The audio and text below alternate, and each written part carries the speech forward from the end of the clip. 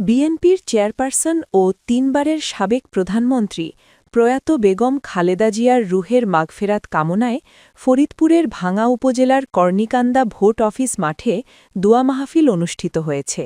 শুক্রবার বাদ মাগরিব আজিমনগর ইউনিয়নের কর্ণিকান্দা ভোট অফিস মাঠে বিএনপি ও অঙ্গ সহযোগী সংগঠনের নেতৃত্বে দোয়া মাহফিলের আয়োজন করা হয়।